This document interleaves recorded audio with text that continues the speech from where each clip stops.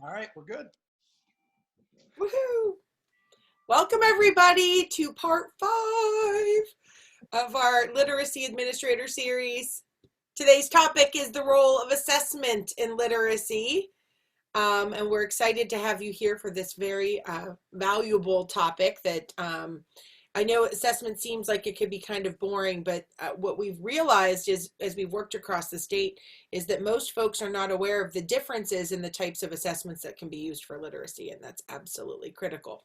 So as a leader, we need to understand the role of assessment, the purpose, and what types of assessment data we should be collecting.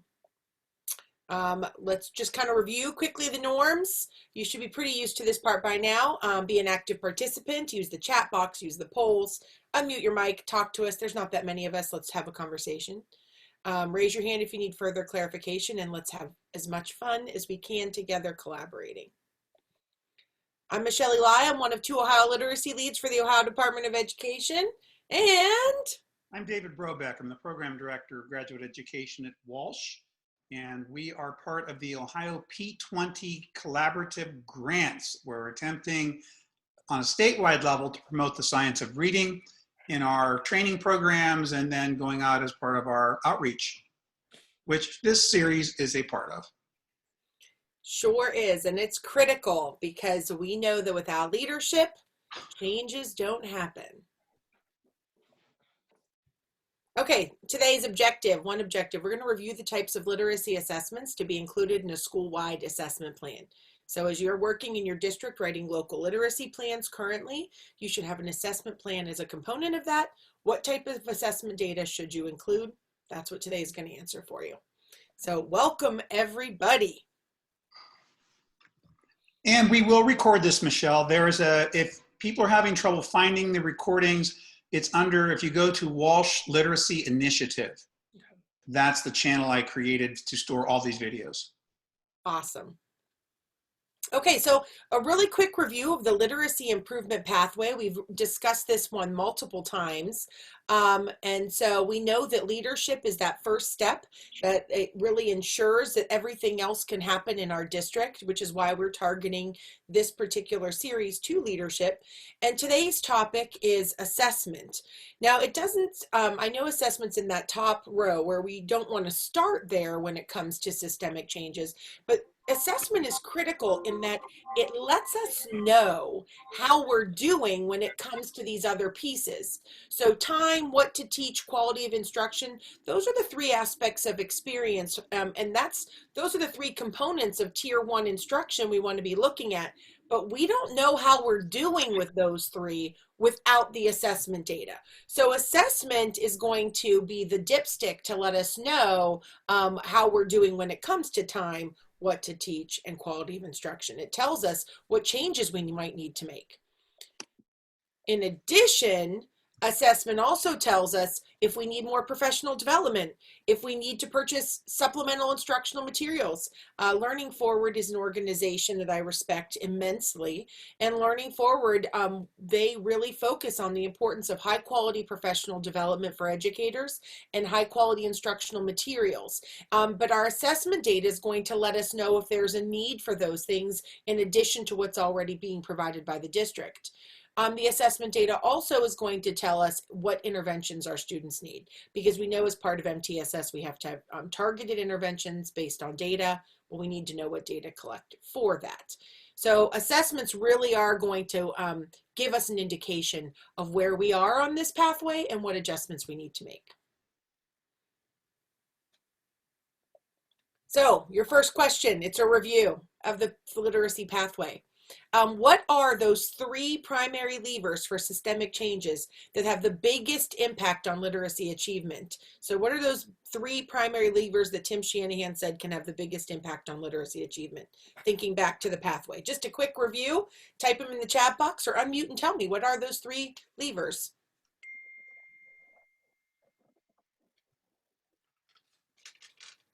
Isn't it time, what to teach, and quality of instruction? Sure is. Way to go, Chrissy. 10-finger woo to you. Woo!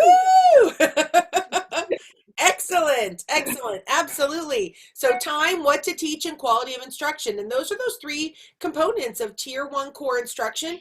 And Tim Shanahan always comes back to those and says we need to tune back into those three, because if our data is telling us that things aren't working, we need to look back and say, okay, well, is it a time issue? Is it a quality of instruction issue? Or is it what we're teaching during that time that's the problem?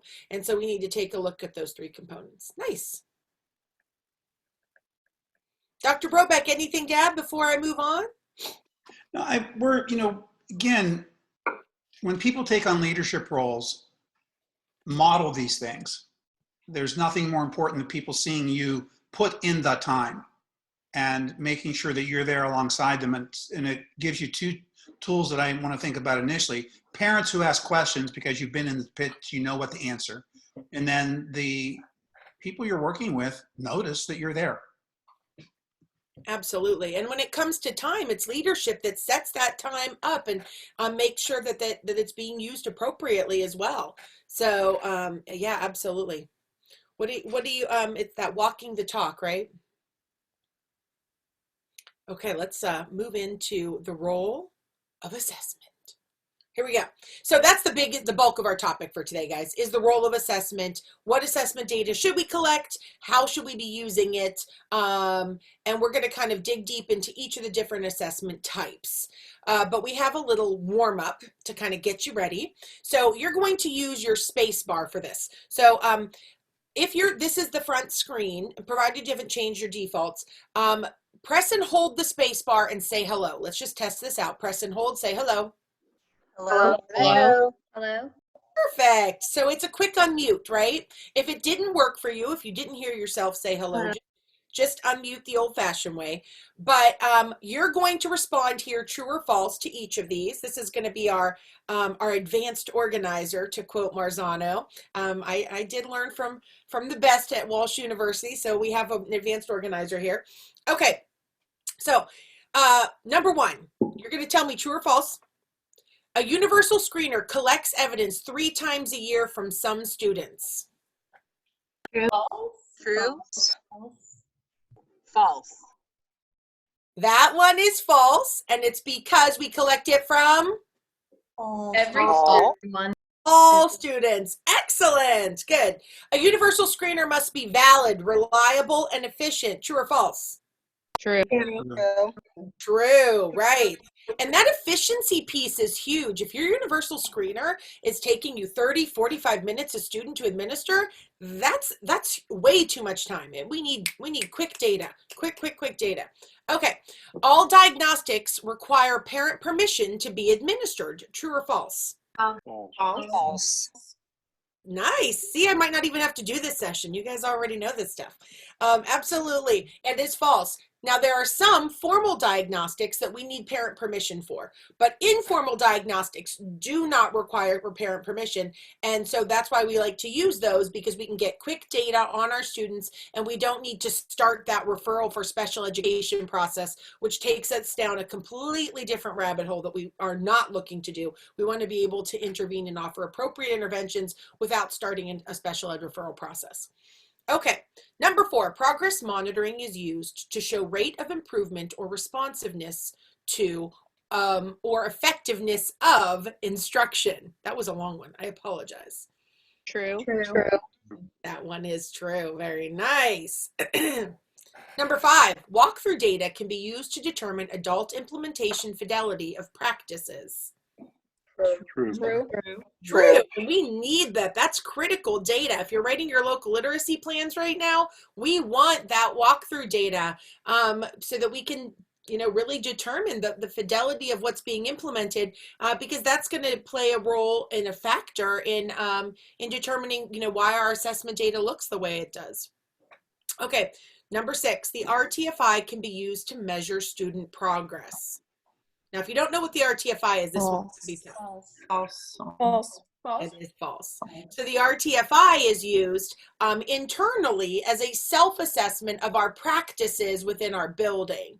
So that's a measure that the BLT, Building Leadership Team, would use to analyze what's happening in the building from a systemic perspective. But we don't get student data out of the RTFI. And for those of you who are not familiar with the RTFI, you can learn more about it on myblsi, MIBLSI.org. You can learn more about it there. And we use this frequently in Ohio for those who are not familiar.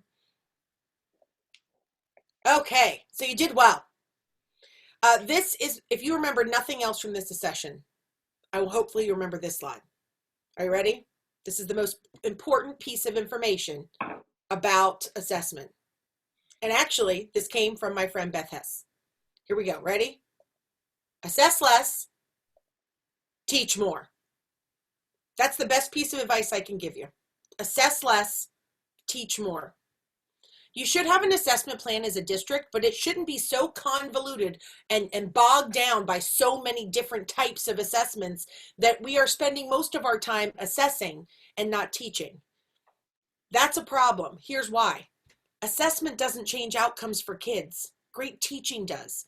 Assessment tells us if our great teaching is working, right? It's going to give us a measure of our impact, but assessment doesn't change anything. Michelle, I don't like to try to use a lot of sports metaphors, but if anyone has children or you ever participated in sports or in a marching band or an orchestra of some sort, imagine if your coach or director spent more time assessing than teaching and practicing. No, you're absolutely right. And I like your sports metaphors. Even though I don't play personally, I like them nonetheless. And I'm sure most of the folks in our audience appreciate them too. So when I first met Beth Hess from OD, she's on the call today, and I asked her, she was the third grade reading guarantee administrator at the time. I asked her about the role of assessment, and she gave me a really great piece of advice that I have been quoting ever since, and that was teachers should be spending 90% of their time teaching and 10% of their time assessing. And what we've realized in a lot of districts is they spend more time assessing, and assessing doesn't change outcomes. And I'll tell you another story with a little bit of snark. So I went into a district and I started training the teachers on dibbles. And a teacher stood up, which is now Acadians, but that's neither here nor there. A teacher stood up and said, "We did dibbles 30 years ago. It didn't change anything then, and it's not going to change anything now." And I looked at her and I said, "You're absolutely right. Dibbles doesn't change anything. Your instruction does. Dibbles just tells us how our instruction is going. And it's a great tool. It's a great assessment. But the assessment doesn't change the outcome. What we do with the data changes it." So there you go.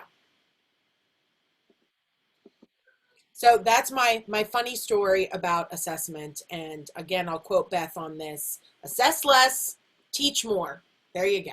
Okay. So when it comes to assessment, what kind of data do we want to look at? We need universal screeners. We need diagnostic assessments, both formal and informal. We need progress monitoring data, and that's only for our students who are struggling. Adult implementation data, for our walkthrough data, and then RTFI for our system. We're not going to spend time on the RTFI today, although Beth did give a link to the RTFI. We don't have time for that, but we will talk about universal screeners, diagnostic, progress monitoring, and adult implementation throughout. Here we go. I love this quote from Louisa Moats, because it's really about what we do with the assessment data, right?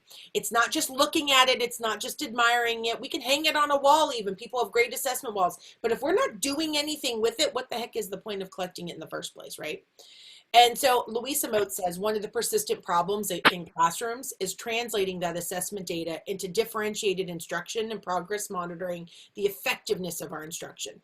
So we need to analyze the data to determine the effectiveness of the teaching and instructional and building systemic approaches that we're taking. And that's why implementation of OIP is so helpful, because Ohio does have a wonderful system. I think, I'm a little biased though, but Ohio has a great system for analysis of this data and shared leadership. And so if we use TBTs and BLTs effectively, we're actually taking the data and thinking about how we can change, adjust, differentiate our instruction and determine, what's going well and what's not. So our data needs to be used, not just admired. Okay, so I have a poll. Here we go. True or false? Specialists and outside evaluators are the only personnel who are qualified to gather assessment information on student reading progress. Let's get to this poll, and there you go. Go ahead and vote.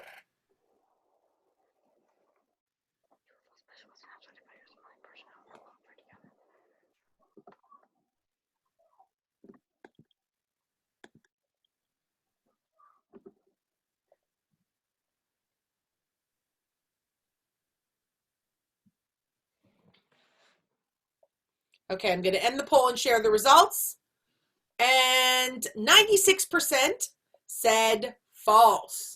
And that's correct, because really we know that with training, we can train any of the personnel within our building to administer these assessments.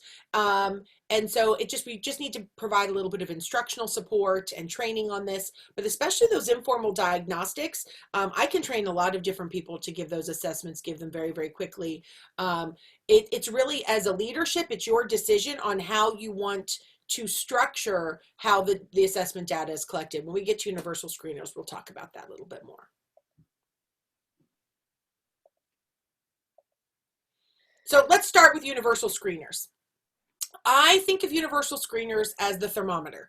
And I know that that's probably not a great analogy in this day and age with COVID, but unfortunately, it still is pretty accurate. A universal screener, sometimes called a benchmark assessment, is a very brief, standardized, normed measure that pretty much tells us if our student is at risk for some sort of later reading difficulty. It doesn't tell us what the problem is, but it does say, hey, there's the potential that there could be an issue here. So it's like the thermometer. You know, if our students have a temperature of 99 or 100, then we know, okay, they could potentially be sick, but we don't know what's causing it, right? The same thing with a universal screener. We know that there is a possibility that they are at risk for problems in reading, but we don't know what's causing it, and we can't guarantee until we dig a little bit deeper. But it's a great way to look at your entire building and say, okay, these are some students we might need to hone in on and provide some additional support. And it also helps us to measure as a building how our tier 1 instruction is working. So it's quick, efficient. In fact, I've got 3 characteristics. This came from My Blissy, that organization that created the RTFI. My Blissy says a universal screener should be valid, reliable, and efficient. You should be able to give this thing in under 10 minutes. Very, very quick data. But we know we want to have valid and reliable quick data. So that's really going to be our 3-part test to determine if we're using the right universal screeners. Now, this is a piece that has caused a little bit of controversy. Folks have often said to me, why is this assessment called a diagnostic on the 3rd grade reading guarantee? And if you look at the legislation, this, what we call and know is a universal screener, is referred to as a 3rd grade reading guarantee diagnostic. However, it is not a diagnostic assessment. But that's the difference between, legislature and publication in terms of laws. But what it actually is a screener. It's a benchmark assessment. But it serves the purpose of the 3rd grade reading guarantee legislation in terms of determining, yes, this student is at risk for potential problems. So we might need to dig a little bit deeper to figure out where they might need the appropriate supports and interventions. And Beth, if you are still here and you want to speak to that, by all means, feel free to jump on and do that.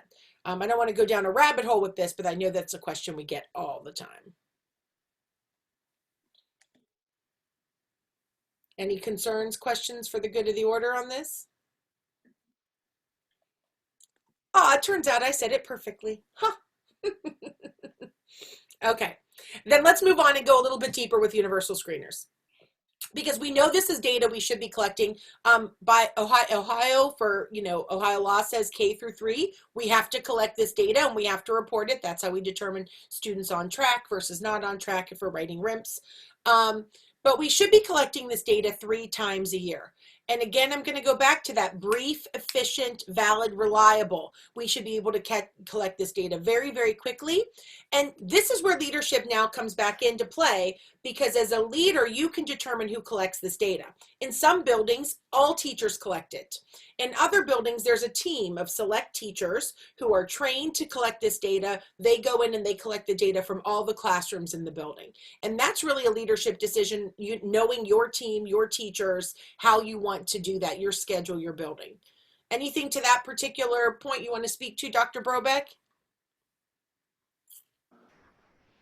No, but you know, one of the things that, and I know that they give the 3 times a year, I want to take it back to the walkthroughs and how critical they are.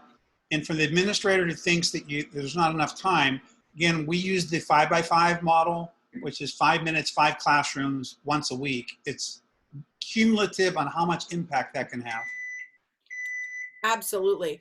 And the walkthrough data is going to, if our benchmark data shows that our students are not progressing and making movement, then that walkthrough data is going to be my secondary source I'm going to go to and say, let's see why. Why are my students not moving and not progressing? Michelle, there's one thing that I didn't cover during the other 2 sessions, and that is the walking with another employee to a classroom. So let's say that I have a teacher who is an incredible person at using phonics and teaching the 4-part processing monitor. I have a young teacher who just got hired from Walsh University, has limited exposure because it's the first year Walsh introduced the science of reading, or maybe it's from a university that doesn't do it at all. I can take that person on my 5x5 walkthrough with me and let them see firsthand what's going on. Creating a culture in the building of having people walk with each other and opening it to teachers, not just administrative walkthroughs, changes things fast and dramatically and powerfully. I agree. I agree.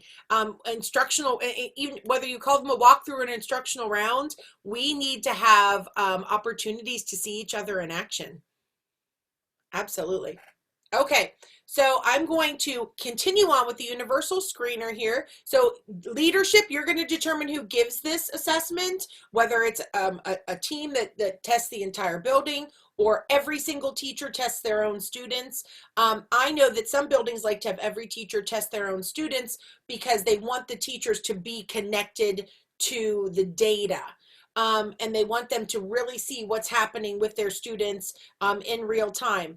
Other districts, for the sake of efficiency, use a testing team. And so I think that as leaders, we need to defer to our building leaders to make that decision.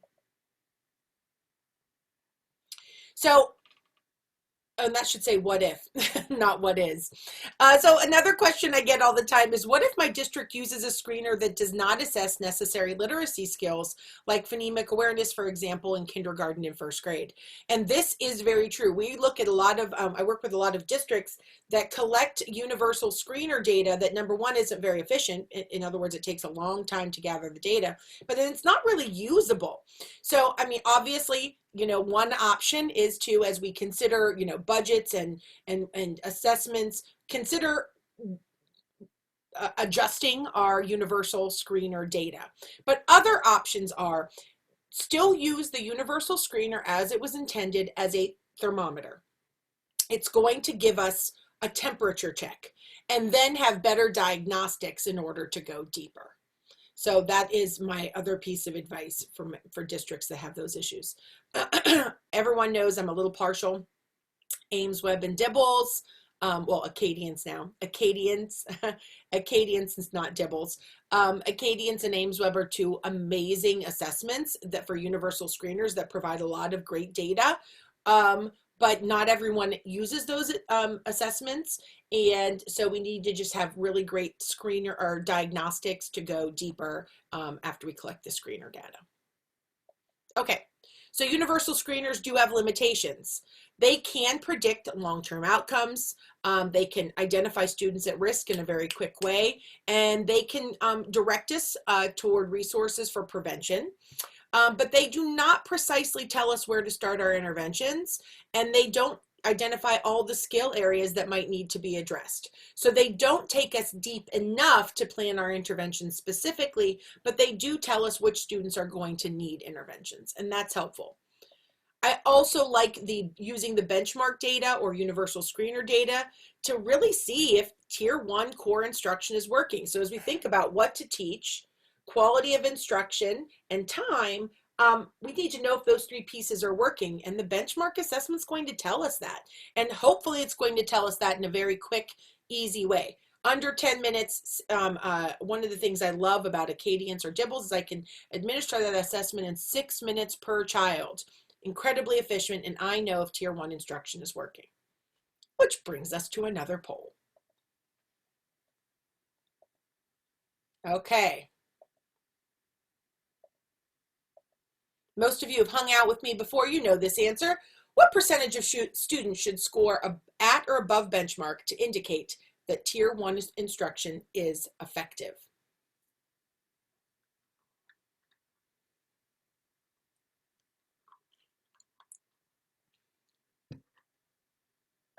Heather, your question is awesome.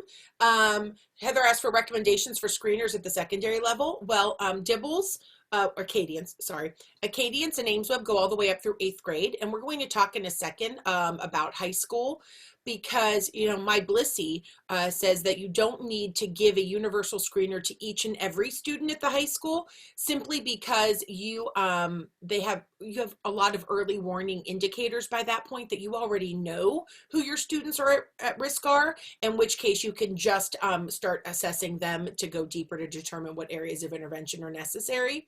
However, I do have a Circle subgrantee that uses a silent reading fluency measure as their universal screener for for high school, and they've been able to show progress and growth on that.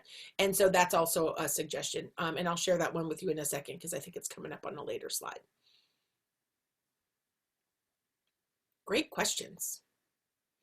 And Sunshine said that she was just talking about doing walkthroughs, Dr. Brobeck, you bringing other teachers along on those walkthroughs, like an instructional round. So very timely, relevant information. I'm gonna throw one more challenge out, and that is, when we got good at that when I was principal at Woodridge, the next step was to start having teachers do demo lessons in our staff PDs. I didn't do staff meetings. Every meeting was set up to teach something. So you take the most confident teacher first, the person's one of your best. It was interesting how quickly people wanted to be part of that. We kept it short, 10-minute lesson, just so they could start to see what each other did and to really honor the teaching profession and the expert within. It all links together. It sure does. Okay, I'm sharing the results here. Let's see. And let's see, more than half of you, or no, almost half of you, said 80%. And actually 80% is our minimum. It's our minimum standard for okay. So if 80% of our students are at or above benchmark, then we know that's like the bare minimum that tells us tier 1 instruction is working. My Blissy recommends for phonemic awareness, 90% be your minimum. So 90% of our students need to be performing at or above benchmark on the phonemic awareness subtest of my universal screener. Now, if I don't have a universal screener that has a phonemic awareness subtest, that's going to be a little bit challenging. But for example, Acadience, Dibbles, AimsWeb, they do have a phonemic awareness subtest on their universal screener in kindergarten and first grade. And because that skill is so critical for all later reading skills, it's that foundational skill, 90% of our students should be proficient at or above benchmark in that particular skill set in order for, yeah, that's like the lowest level of okay. Now listen, I don't want 80% to be our goal. That's still the lowest level of okay. We know we can get higher than that. But the good news is I've seen a lot of districts who were nowhere near that 80% mark by changing their core instructional practices, moved to that 80% mark in a year. So a year, 2 years, very short amounts of time, been able to move to that point. And that's really exciting. In fact, I think Jody was on here today, and Jody's Jody's building that she's an instructional framework specialist in was able to move many of their kids to at or above, and they hit the 80% benchmark for middle of the year data in one of her buildings. So that was pretty exciting. Okay, I'm gonna stop sharing. So 80% or 90% is technically the correct answer. We know 80% for almost everything, 90% is for phonemic awareness. And why do we do that? Well, because we know it's easier to provide great tier 1 instruction than to go back and intervene. You can't intervene your way out of a tier 1 problem. So we want to focus on prevention to save this time that you see here that is necessary in order to then offer interventions on top of core instruction to catch our students up. So it's really, these universal screeners are going to give us the data as to whether or not our core instruction is working, so we don't have to go back and intervene for as many students, because intervention takes time. However, we have talked in the past about how you do need to have an intervention block built into your master schedule in order to give this time to work with students and not ensure they don't miss core instruction. So here are some examples of universal screeners or benchmark assessments from emergent preschool through conventional adolescent level. So I actually worked with the district to answer the question that I don't remember now who had it, Heather had, that used the test of silent reading fluency for their high school universal screener. This Word ID assessment, they have a universal screener for grades 6 through 12 built right into this particular packet of assessments, which is nice. So you could use that as a universal screener. However, Acadians and AimsWeb, they go all the way up through 8th grade. So that's pretty nice as well. Those are online, they're quick, they're efficient, 6 minutes or less. We can get this data from kids very, very quickly and efficiently. Conventional literacy, we've got multiple options here. I do want to point out how some of these actually have a progress monitor and a universal screener, which is like the double bang for your buck. So Acadians, formerly known as Dibbles, Dibbles 8, which is a new product, name we know, but a new product, AimsWeb and Lexia all have universal screeners and progress monitors. And we'll talk more about those in a little bit.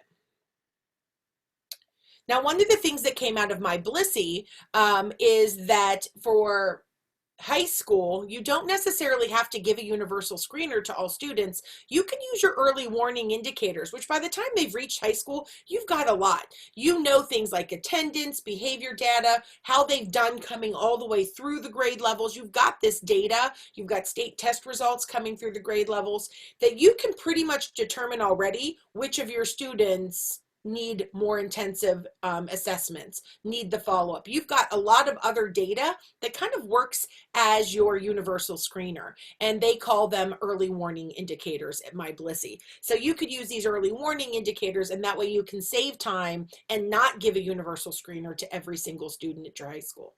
So just something else to think about. And hopefully, Heather, I answered your questions about that. Okay. So here's an opportunity for y'all to talk. Feel free to unmute or type in the chat box. What does your district use for a universal screener? Does it meet those 3 requirements? Is it efficient, really, really quick, reliable, valid? Can it also be used to progress monitor, which not many can? We talked about how Acadians, formerly known as Dibbles, Dibbles 8, AimsWeb, and Lexia can also be used to progress monitor. So what are you guys using right now?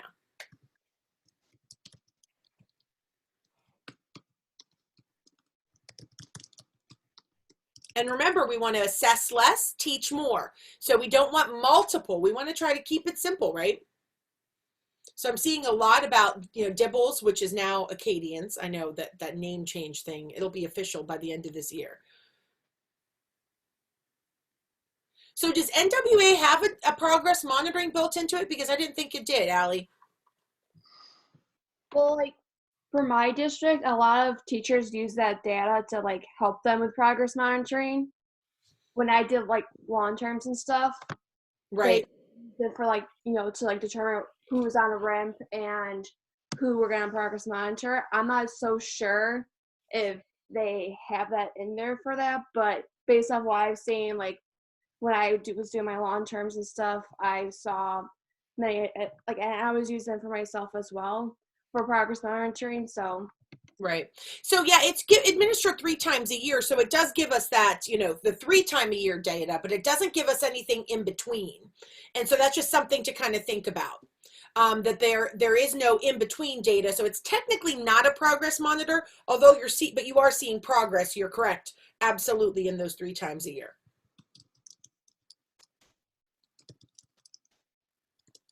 That was NWA, Jackie. Yeah, the same thing, Sunshine, with the Ohio, the Ohio Diagnostic. You're not going to be able to get progress monitoring data over time out of that. And here's the thing: you could do both. I always say though, why are we assessing that much? Let's just pick one that can kind of meet multiple requirements for us to save us time. Remember, the number one thing to remember after today was assess less, teach more. Be really efficient in the assessment data we're collecting. Yeah, probably. And that's a tough one. That is a tough one, Bill. Okay, so let's move on to the next type of assessment, which is a diagnostic assessment. So a diagnostic really is what we give to the students after the screener. So the universal screener says these students are below benchmark and they're at risk for reading failure later. So we want to dig deeper to figure out, okay, well, what do we have to do to help? What are we going to do in terms of interventions for these students? The last thing we want to do is take all the students that the universal screener identified and give them all the same intervention. I call that the Oprah intervention, right? You get it, you get it, you get it, you get it, everybody gets it. That's not effective. It doesn't help our students to grow because it's not based on their specific needs. The diagnostic is kind of like the strep test. So if my student has a fever, I need to figure out is strep throat causing it. So my diagnostic could be like that strep test to tell us this is what's causing the fever. So we need to dig deeper with our students and then ask ourselves, and this is huge, what are we going to do differently for that student in tier 2 and possibly tier 3? So what are we going to change? We don't want more of the same in tier 2 and tier 3. We want to go, what are we going to do different on top of what they're getting in instruction? Dr. Brobeck, did you have something to add there, my friend? It's what we learn from action research, and too many times we go from what we think might work, and what the diagnosis helps us do is to stop doing what doesn't work. Yeah. We just do better if we stop doing what doesn't work. But it's simple logic, and yeah, and then again, we can learn from each other. If someone's not sure, or one of your teachers isn't sure, let's pair them up with somebody who is. Exactly. Oh, I love that. So the universal screener tells us, who is not at benchmark and who is at risk. But then the diagnostic tells us, okay, well, why, and what are we going to do next?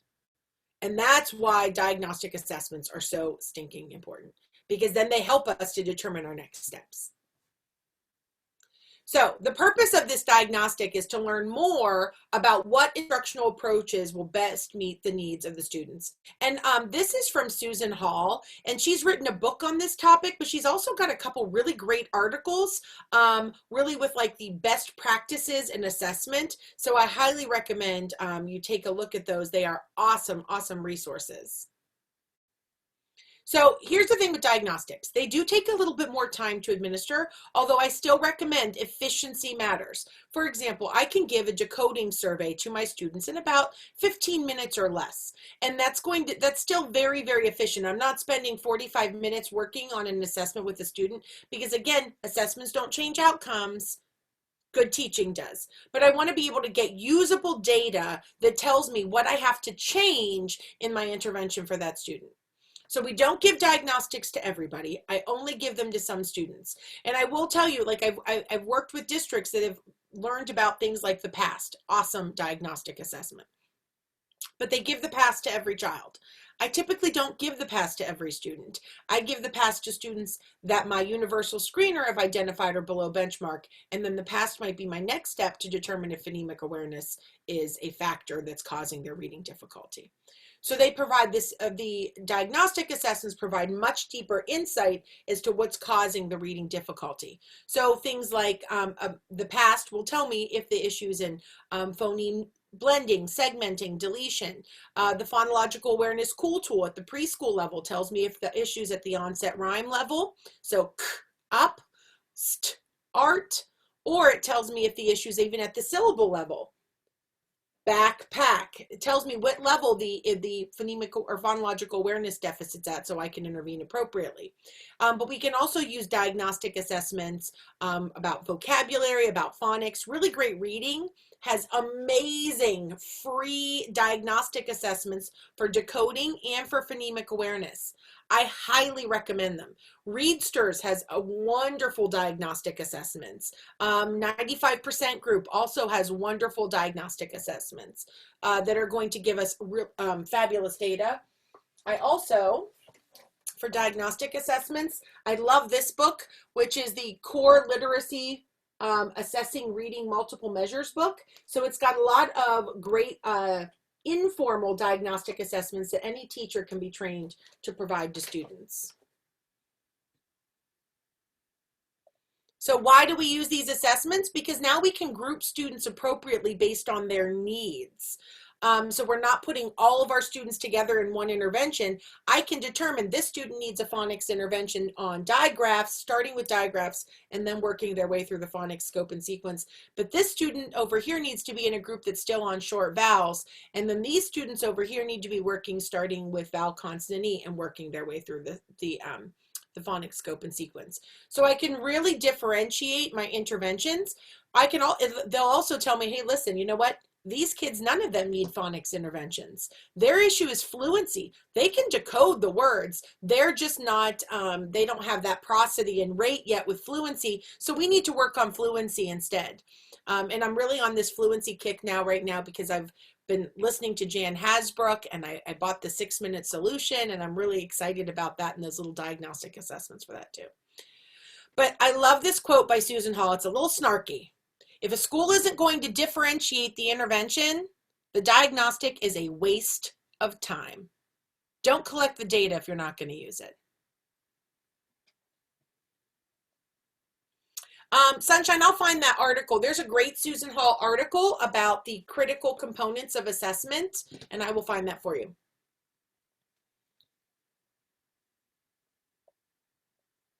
So diagnostic assessment should be used and thought of in terms of the precursor skills that lead to better reading success. So, you know, we know phonological awareness, then phonics, then reading connected text. So make sure our diagnostic assessments are following that same skill development sequence. Any particular questions or comments about diagnostic assessments? I'd love to hear your thoughts on that.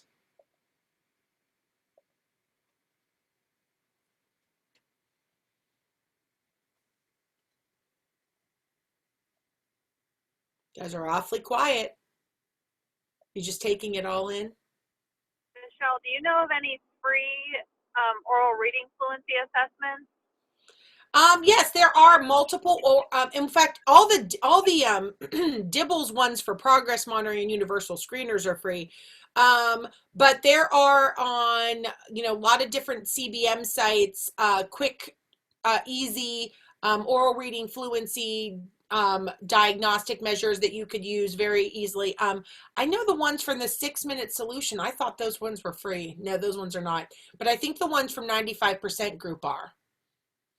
Check the 95% group website because I don't know what, I'm trying to remember where I saw some free ones for that. Okay. The good thing with reading connected text for fluency is that you can get a lot of decent data just from your Dibbles for that. So our Dibbles only goes up to 3rd grade, so I'm thinking like with our older kids. Oh, gotcha. You're trying to think 3rd for 4th and 5th grade. Got you. Okay, that makes perfect sense.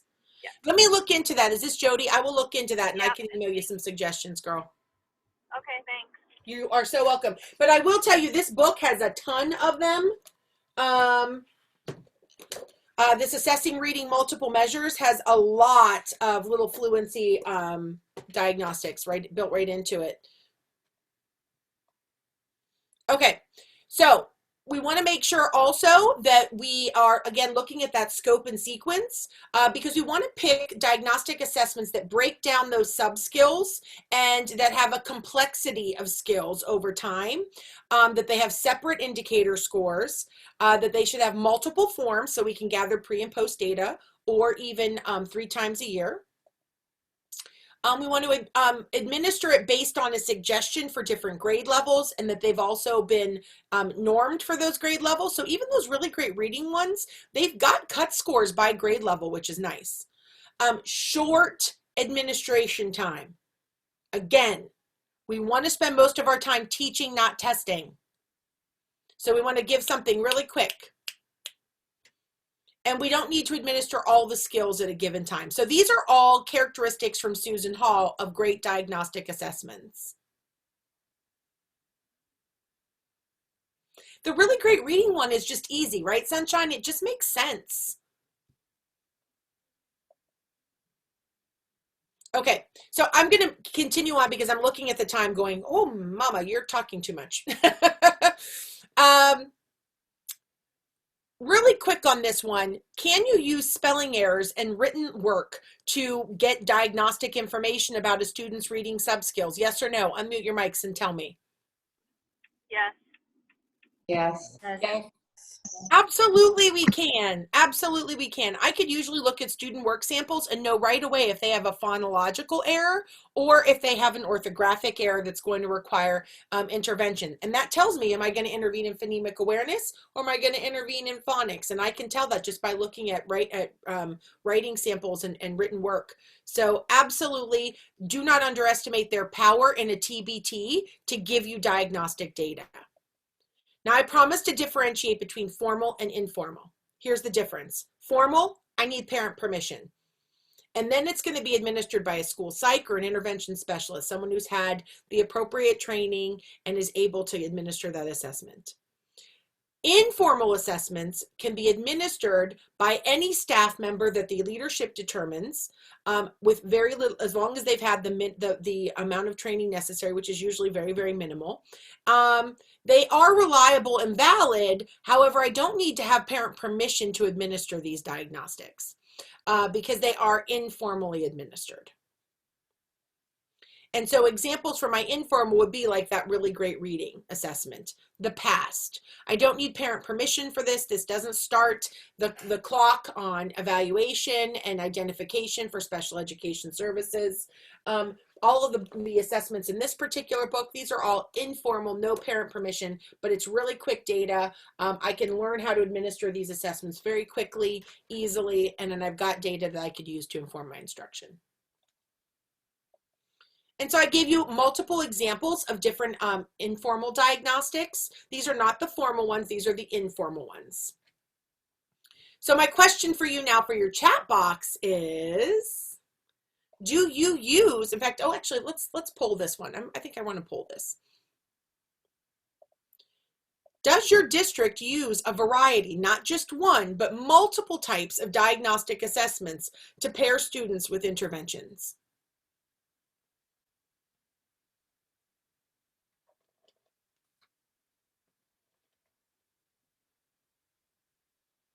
To determine, for example, they need interventions in phonemic awareness, phonics, vocabulary. Where are their next steps?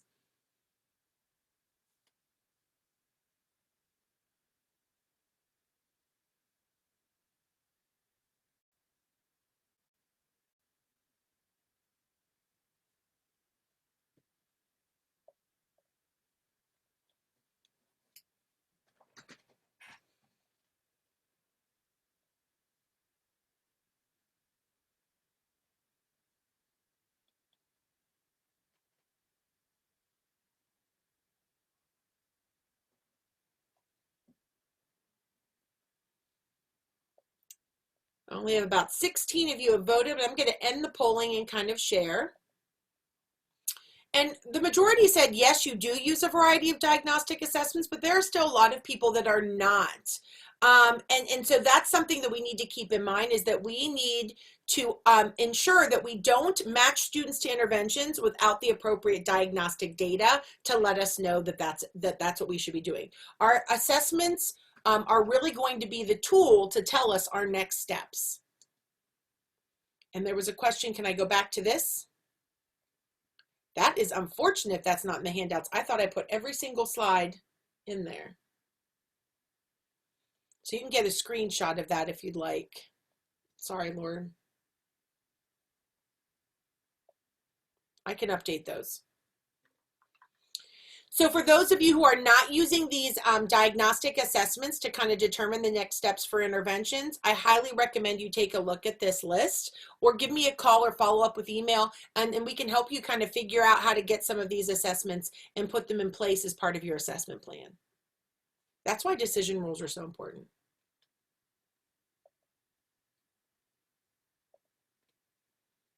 Oh my gosh, Dr. Brobeck, I have talked so much and we are not even close to done. This is obviously a topic that was more than an hour. So diagnostic assessments help us to determine what we need for tiers 2 and 3 in order to provide the right types of interventions to prevent further issues and problems from developing in our students. Because RTI and MTSS, we're all about prevention. So remember, the benchmark tells us what we need to do down here in tier 1, but the diagnostics tell us what we need to do up here in tiers 2 and 3. Benchmarks tell us what's going on down here. Diagnostics tell us what's going on up here. The other thing that helps us with our tiers 2 and 3 are going to be our progress monitoring assessments. And the problem is most districts don't collect this data. This is the data that I collect every 2 weeks, 3 weeks, every month at minimum on my students who are below benchmark, in order to determine if my interventions are working. So these assessments are also going to help in these upper 2 tiers to determine, did I give them the right interventions, and are those interventions working? Now, the best progress monitoring assessments are aligned with the screener. So that's one of the other reasons that we recommend things like Acadience or AimsWeb, even Lexia. They have those the progress monitors built right in, and they're in line with the screener. You don't have to have them be from the exact same program. You really don't. For me, it's just this ease and convenience thing. Plus, I know that they're valid and reliable, and they're very efficient. But we know that progress monitoring should be aligned with the universal screener and the level of difficulty of it. Because we progress monitor to see if our intervention's working. We also progress monitor to see if I need to make any changes to those interventions, maybe get more data on the issues that my students might be struggling with, and whether or not that intervention is the right one for my student, because maybe I need to make some changes. So I've got to gather this data on my students through progress monitoring based on where they should be and where they are.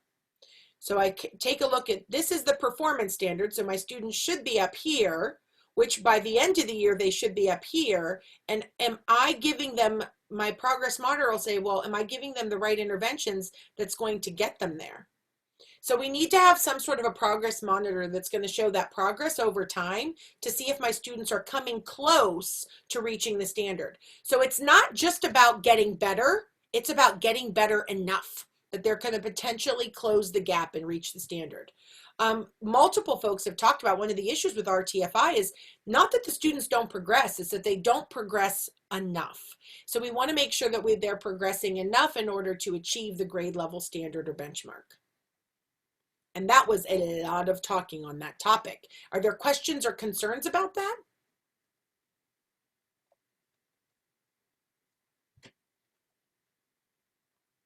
Dr. Brobeck, any thoughts on progress monitoring assessments? I was thinking of your scale there, and I'm thinking, well, my soapbox, which was early identification. Yeah. And that as administrators and building leaders, the sooner we can find out, the more quickly we can move the lower line up to meet the other. And I'll go back and use Leo, who recognized 5 letters at the beginning of kindergarten, and by the middle of 1st grade with intervention, was meeting with his peers or slightly above. And he's reading now. It's fascinating. Absolutely. And we know it's easier to close the gap when they're younger. Going back to that slide we had earlier, we can close the gap in 15 minutes a day when they're in kindergarten. Whereas if we wait till 3rd grade, it takes a lot longer. So you're right, early identification is critical. So our progress monitors should be administered every couple weeks, a month at maximum. Now, I do have some districts I work with that for their students who are getting tier 3 interventions, they demand that progress monitoring be done every week. Here's my issue, my only caution with that practice is this. If you haven't intervened enough that you're going to see the difference or change, it's not worth giving the assessment every week. Remember, the assessment doesn't change the outcome. The good instruction does. So if you're going to progress monitor every 2 weeks, that's okay as long as we've had multiple opportunities for intervention within that 2 weeks. So for students who get tier 2 interventions, we give them a progress monitoring assessment every 3 to 4 weeks. For students who get tier 3, we give them something every 1 to 2. We need to have good, valid, reliable, efficient. One of the things I love about, the Ames, Webb, and Dipples or Acadience assessments is you can give them in about a minute or 2. I get really, really quick data. Nice, Lauren. I love that idea. 10 days of instruction between progress monitoring. That's going to give me, yeah, that's really going to be able to show if it's working. I love that idea. But if we didn't have time to intervene in our instruction in between, then the data is just going to be sharing a picture of something we already knew. Okay, I'm almost out of time, Dr. Brobeck, and I wonder if we should cut it off at progress monitoring, unless you want to speak a little bit more about like the walkthroughs before we end for today. We might have to reconvene and think about this. Well, we could ask if you want to go over by 5 minutes, if that's okay with people. That would be my suggestion. You Okay. don't have that much more to go. And how about if we do a quick turn the screen off, go to the speaker view, and do a thumbs up for those who'd like you to. And you can do at the bottom of reaction, you can do a thumbs up. And I'm seeing lots of thumbs up. They would like you to go the extra 5. I can do that. Let's Okay. take the extra 5. Okay, let's do that. So keep in mind with progress monitoring, brief, quick, show progress toward the goal on the universal screener. It's really helpful if the progress monitor is the same as the universal screener. But what do you do if your universal screener does not include an aligned progress monitoring system? And some of them don't. We've already discussed that. That's when you need to look at progress monitoring systems that are part of the interventions that you're using. And so sometimes your intervention program will have a progress monitor that you can use instead. Okay, adult implementation. We need adult data. We need to know what's happening in the classrooms. And as leaders, we need to be in the classrooms in order to see that happening. So walkthrough data should be provided or gathered specific to the 5 components of literacy. Now, walkthroughs are brief. Are we going to go into every walkthrough looking through all 5 components? Heck no. No, we don't have that kind of time. We're not there for 20 minutes, an hour. We're there for 5-10 minutes. So maybe you're going to kind of determine, I'm going to go in and look for this today. I'm going to go in and look for evidence of phonemic awareness. I'm going to go in and look for how they're teaching phonics today. I'm going to go in and look for vocabulary today or fluency. So really have a goal or a purpose for your walkthrough, because you can't look at all 5 components all in one walkthrough. It's just not possible. And then be sure that you have documents that are going to help you in a coaching conversation with teachers. Walkthroughs aren't really about, they're not supposed to be punitive. It's about all of our growth, which is why I love what Dr. Brobeck was talking about with those instructional rounds, bringing other teachers with you on those walkthroughs so we can learn from each other. I did give some links to some of the walkthrough documents that are out there and align with the science of reading. There is one from the IES practice guides, a school leadership walkthrough. The FCRR one is my favorite. I really like that one. It's got way too much stuff on it, but it is awesome. It really is good. In fact, what I did with it is I simplified it a little bit. I adapted it, made it a little bit shorter, and put it in a Google form. And so those are the two walkthrough forms that you see linked here. There's a K through 2 and a 3 through 5, which are adapted from the Florida Center for Reading Research one. They're just a little bit shorter. Michelle, one of the things about walkthroughs that, again, I know this is said, there can be a tendency to want to offer a correction. We found that if you can offer one piece of written positive feedback, then tally what you see as a percentage on the first 20 walkthroughs. So I did 20 walkthroughs. We were looking for evidence of phonemic awareness. I saw it in 90% of the places I visited. You don't have to identify the others. Then you can have a private conversation.